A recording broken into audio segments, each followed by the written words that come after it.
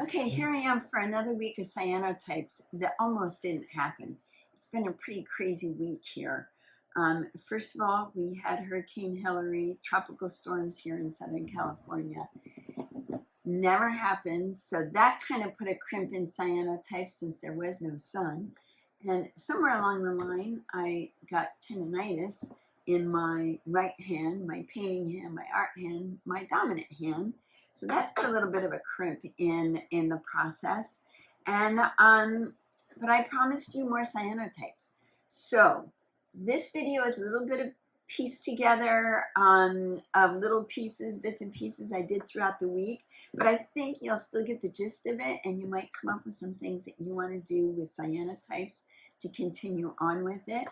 And I learned, don't make promises that you're not sure you can keep. Although I am keeping my promise to add more cyanotypes, it's a little bit not quite as smooth as I like it to be. But here it is. So I hope you watch it. I hope you pick up some tips that maybe you didn't know. And as always, if you have any ideas that you want to share with the rest of us, put it in the comments. I always read my comments. And with that being said, here's more cyanotypes. These were the papers that I made. This, if you remember, this was a cool paper that I really wanted to try. Didn't turn out so good because the paper fell apart in the bath, but then it dried and it hardened up, and I can use these bits and pieces for something, I'm sure, because I love the colors that are going on. So not a great success, but everything is usable. I tried the color blue that I got when I used the the papers that I bought that were for cyanotypes and that had the chemicals already on it.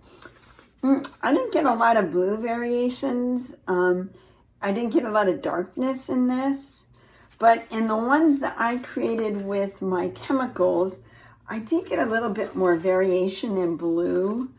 I really like some of these. You're able to get some of the yellow, the greenish color in there. And I really like that. This was the one I did with the transfer that I had written out. So these were all kind of playing around. That was the S hooks that I came across. These were the little round glass circles that I had. So these were all great little starting points just to get the basics. Now I want to play with some other cool little techniques. And I first want to start with this one. Not so much a technique, but if you remember, I had painted some of the papers and put them in a flat file. Well, somehow they kind of got exposed. I don't really know how. But you see the kind of cool colors that are in here? So what I'm going to do is I'm going to do a wet cyanotype right over this. And one of the things I noticed in one of the other prints that I did, I had a doily, and then I did the letters over it. Let me grab a piece of glass for that.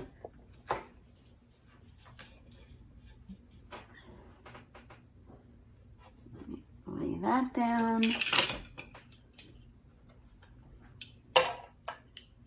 And so I'll get kind of a double exposure on this because I already had the original paper was exposed, and now I'll just get a darker version, or we'll see what I get. Who knows what I'm going to get on this one. Okay, now I have a couple more that were the papers that I did yesterday that got exposed. So let's see what we want to do with this one. I want to play with, and I kind of like just putting an irregular pattern there. What do we want to do? I think I'm going to do just maybe a stencil. I think I want to do just a stencil and maybe, I don't have very many of these little flowers left. Let's see if we can add a couple flowers in with that.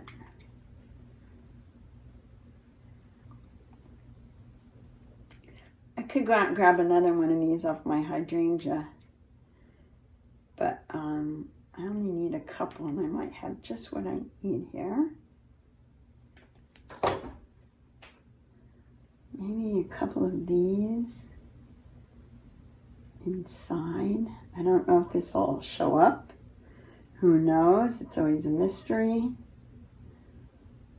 I want to get a little bit of a composition here. Now, here's another thing we can do.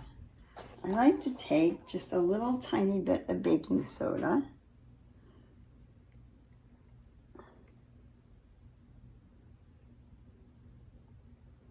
So that's a little baking soda. We'll add some irregularity.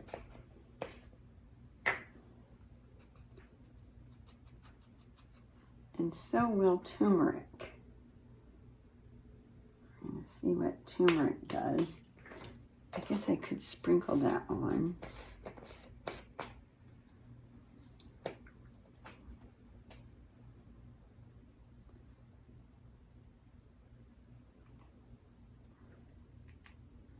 Okay, I got that.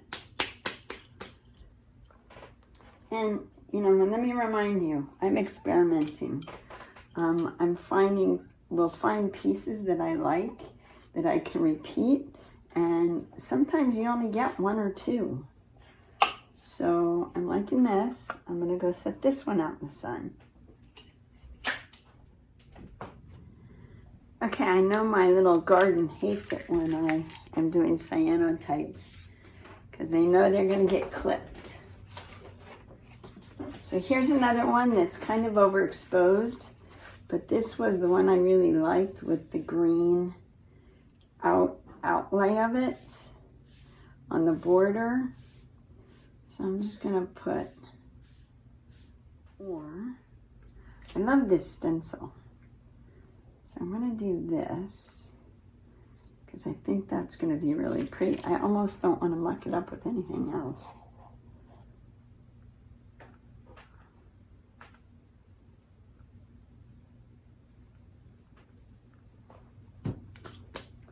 That's a little bit of the baking soda, a little bit of turmeric sprinkled around. And then I love this. I love doing the soap suds because they create a really nice texture.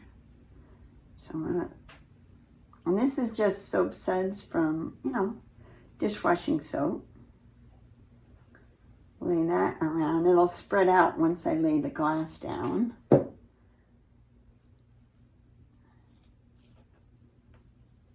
yeah, that's gonna be cool. And all my clamps are outside, so let me grab those. And now that I've got that set up, I don't wanna mess up how I have it laid out.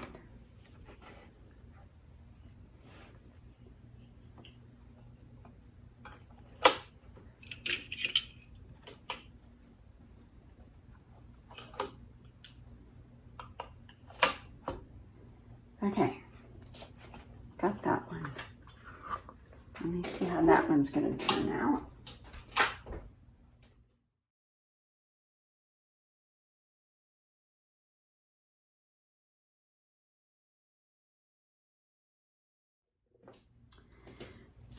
Okay, now I want to try something that I've never done before. I haven't even watched a video on how to do this, but I'm going to give it a try. I want to do a piece of fabric. So I just have a piece of muslin here, and I'm sure this is going to soak it up right away.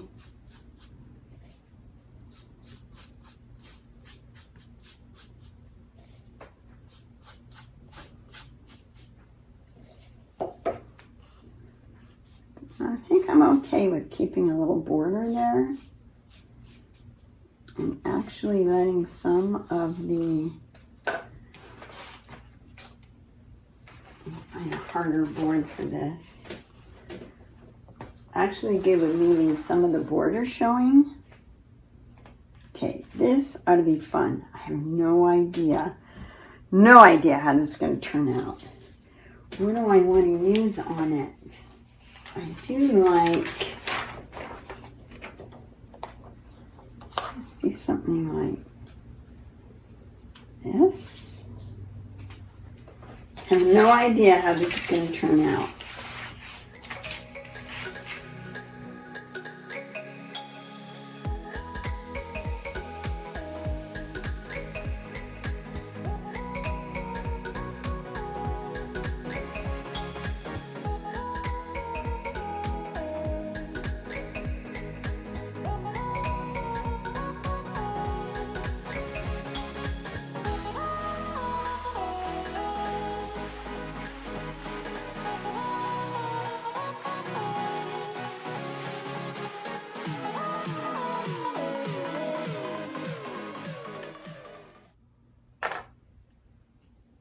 And they also work to hold down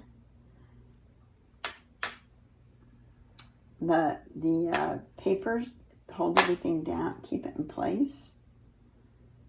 I think that's enough. You know, it's kind of simple, but you know, I do like kind of simple. Okay, there we go. There's another one. This ought to be fun because I have no idea what it does on fabric. I've never tried it before. Okay, I have a couple small ones here. These are from still working with the papers that I used yesterday. And let me put this on a back. This is the one with the clock. Let's see if I put it this way. I have a bird that I really like. And I think what I'm going to do, let me put another layer on here. Put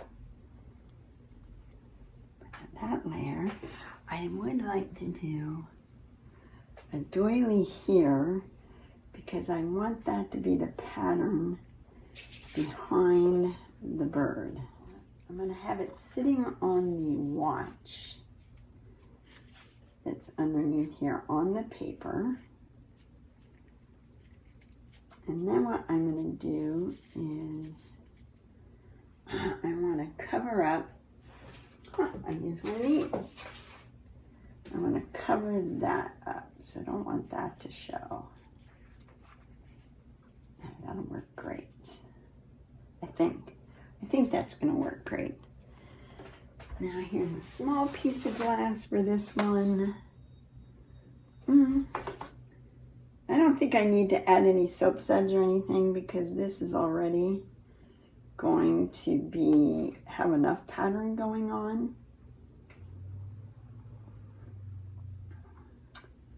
I don't have another, let me see, are my clips going to fit on this? Yeah.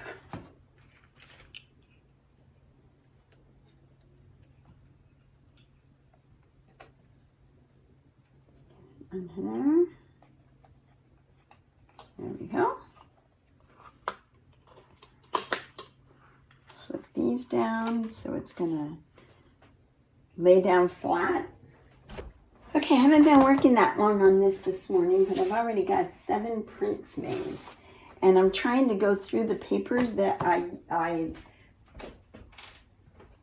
put yesterday. I'm trying to go through the papers that I put a layer on yesterday. These are the 2 book pages. And what do I want to do with those? Whoops, I'm almost out of.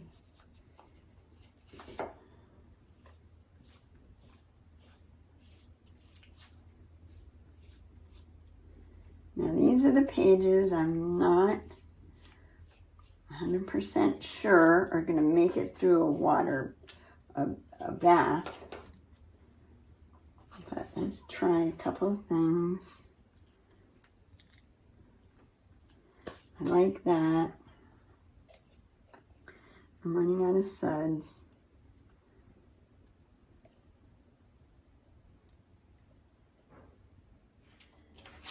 I think it's apropos for this to have letters on it. These are not my best letters. Do I have some best letters? Let's do this guy. Since they're book pages, this might work nicely. And I'm running out of glass. I've only got 2 more pieces left. So that's going to limit what I'm doing there with it. But this could be really cool. Let's hope. I'm keeping my fingers crossed for all of these because, let me say again, experimenting. Okay, here we go. These are my maps. Oh, I forgot to mix. I'm not going to mix a lot since I don't have a lot of supplies left, so I'm just going to mix a capful.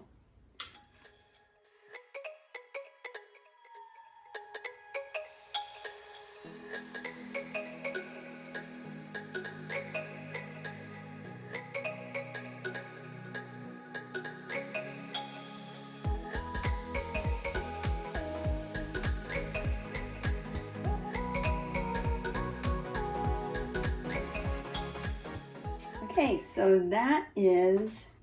that's all of the material I have to work with today.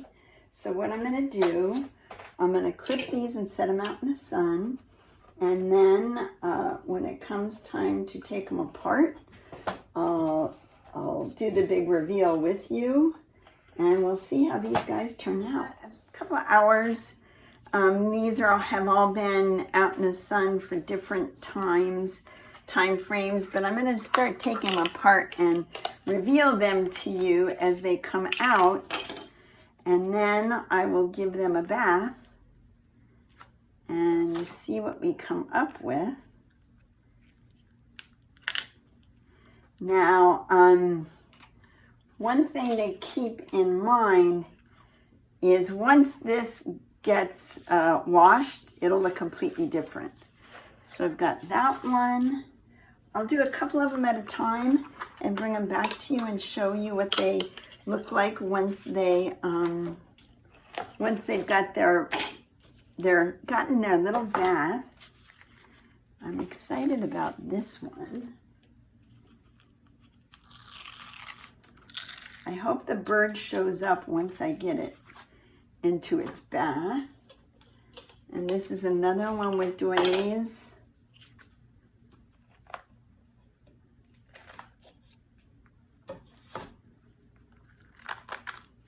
Stencil off, take my doily off, and we won't know what these are until I wash them. So, okay, here's a couple more. I think this was the one with the book pages, and with the baking soda, which adds some cool little marks through there. That's that one. Let's see how that's going to turn out once I give it a bath. And this is one with the stencil that I love so much. Love that stencil. It's so light and airy. And this is the one I used with turmeric and baking soda. So let me go out and wash these guys.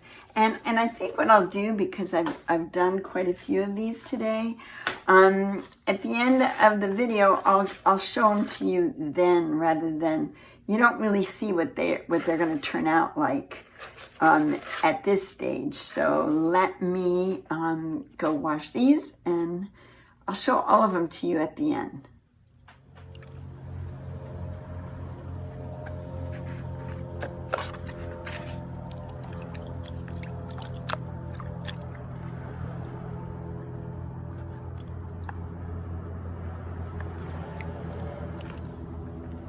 Like that one darkened up for sure.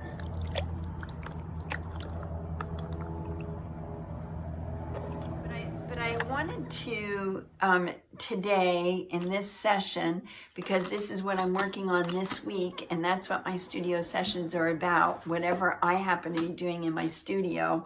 I have so many cyanotype papers. I've got scraps, I've got tons of papers, and as I said in my last video, I make these so that I have papers to add into my mixed media work or to create things with. I don't very often create something that is just a standalone cyanotype. So I did want to kind of go over a couple of things that I did in my last video, or even a couple of the techniques I did in this one and how they turned out. So let me just review those. These two were wet cyanotypes that I sprinkled in turmeric, which this one blobbed out because this was also the one I added soap suds to. So when I put the glass down, it squished the soap suds out, which created this bloom of the gold from the turmeric, but I kind of like it. I might go in and do something more with this. This was also the one that had the turquoise border, the aqua border that I really liked. Also, when I put that glass and it squished everything out, the bubbles squished everything out, I kind of lost that that border, but that's okay. It's a really kind of a cool print anyway. I know I can do something with this. So there's that one. This also with the turmeric and with baking soda creates the little speckles. And I hope you can see that because I think if I get it too close, it's going to blur out. I love that one. This is a better indication of what the soap suds do right here. They create a really great texture. And I hope that you're picking that up and I'm holding that in the right spot. But I love the soap suds, and this is one of my favorite little pieces. I'm going to add that into something. This was just done over a piece of paper that I had written all over in gray tones. So really nothing special here, but it'll be fun to make something out of. More of my hydrangeas. This also had some of the soap suds in it. This was just a random piece of scrap paper that I threw some things down on, and I love the colors that turned out. So it doesn't really mean anything, but it'll be fun to work with. This was the pear, and I pretty much washed the pear away. I haven't gone in to see what I can make of this. If I can bleach maybe some of this out so I don't lose the pear. It's not crucial, but it gives me more to experiment with because the paint or the finish that created the pear, the cyanotype didn't really stick to. So I'm going to try to play with that a little bit more. These were the two book pages that I did, and these were things I didn't think were going to make it through the bath. I added some other things in with this. There is a little bit of the turmeric. It kind of really smushed out. But you know what? I love the other side of these two. I can definitely use these. But I do like this with the text in it as well. So I'm going to use that. Here's my text stencil with the doily behind it. Love that. And these were the two maps, the two Thomas Guide maps. I love this. Let me move that out of the way. Love the spiral tears. These circles were created by those round discs that I just set on top. And I had pieces of black paper that I laid on here. And this map was Las Vegas. All roads lead to Las Vegas. So that was a Thomas Guide. This is a Thomas Guide. And again, it just makes a cool print paper. Now, this was the one I was hoping would turn out a little bit better. This is this same bird stencil, and I used it, if you remember, I wanted to have the pocket watch with the bird, but the bird didn't really, isn't strong enough on its own, so I may have to go in and do some ink work or some mark making on this to bring the bird out. But I like it nonetheless. This was the stationery paper that I really liked. And again, I didn't think it was going to make it through the bath, but it did. And this is a really great weight of paper to work with. So I can definitely make more happen with this. I may even do another cyanotype over this. I'm not sure yet. And the thing I really wanted to try was fabric. I didn't have such great luck with the print on this. If you remember, I was laying down some text, scrolly text that my son had done. Didn't really read very well, but now I know. And also the chemical, when I put it down, I had a nice square that created a bit of a border. But this being fabric, the chemical kind of bled onto the fabric. So it's a little washed out. It's not exactly what I wanted, but hey, it was the first time I did it. So better luck next time around. And now what I want to do is I'm going to take some of these pieces and just make some art. This is what I make cyanotypes for. I use them to make art with. Oops. And this right here was another piece of this, and I'm going to... I just have it laid out in its proper order. I want to create a little piece of art with that and with this. So that's what I'm going to do. I'm going to do cyanotypes my way and what I use them for. It's for artwork. But I do want to show you a cool little thing. I love doing cyanotypes on these wood blocks. Creating some really cool little art blocks, and I have another video, if you haven't already seen that, that I do that in, so I'm going to link that at the end. Make sure to watch that. But this was kind of fun because this block was sitting out there. I just did a cyanotype right on the block, and yeah, it's kind of fun. It's not strong enough, or it's not detailed enough to, you know, get what I want, but it is kind of cool. I could take my blocks and put the cyanotype chemical on it and get that really pretty blue that, let me see, when I want to work things on it, you know, it will automatically blend in. So yeah, that's kind of cool. I like that. Anyway, just playing, just experimenting, and I hope that you do that too. I hope you spend time in your studio playing and experimenting. That's where some of the best ideas come from. And it helps mix it up. It helps us not get stuck in a rut of doing the same art all the time. And again, that's what my studio sessions are about, because I am on a quest with being A-okay with whatever I feel like working on. And right now I'm winding down on my little stretch of cyanotypes, so I want to get some done and see what I come up with. So.